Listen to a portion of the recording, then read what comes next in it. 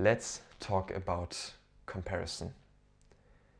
Let's say you are a sculptor living in ancient Rome, right? The Roman Empire. And you live in a small town outside of Rome, okay? And amongst those people in there, you are known as the best sculptor. They are envious of your craft. And you feel amazing, you feel successful, you feel like you reached the pinnacle of your life.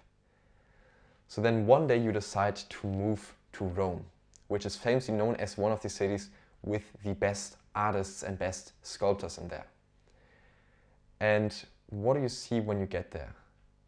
Sculptures that are better than yours. And what does the smart version of you do? Will you give up or will you learn? The smart version of you goes to these people and asks them, how can you make structures these beautiful? How can you make them that beautiful, right? How can you make these details in the body and all of that? And you learn from them. And then before you know it, one day you go down in the books of history as one of the best sculptors with one of your crafts. And I know this story is quite like unrelatable and like who is really a sculptor nowadays, right? But I wanted to give this quick analogy for you to think about comparison the right way. Because the modern world has told us that comparison is the thief of joy. And they sort of have a point with that. But on the other side, comparison is one of the best things you can do. So why is comparison the thief of joy?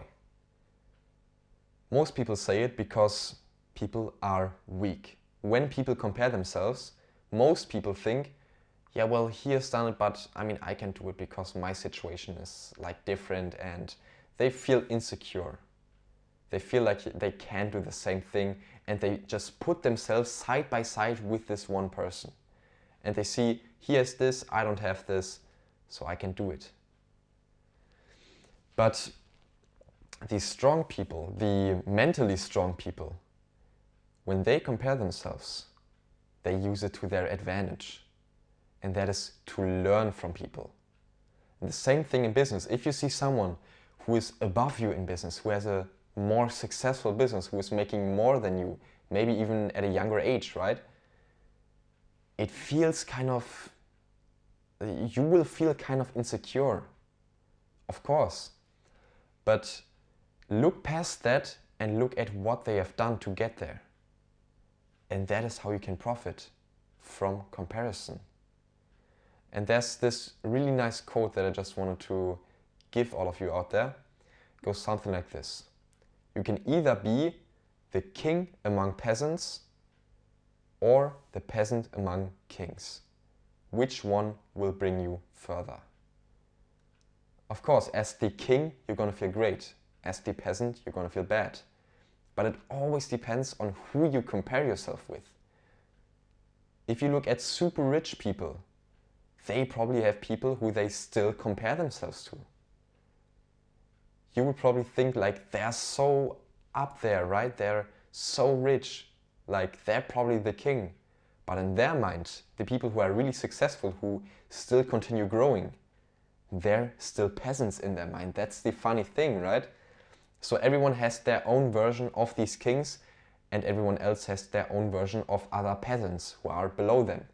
But you don't compare yourself to the peasants, because all that's going to do, it's going to make you complacent, and you're not going to work as hard anymore. So take this quote with you. Let me just repeat it. You can either be the king among peasants or the peasant among kings. Which one will bring you further?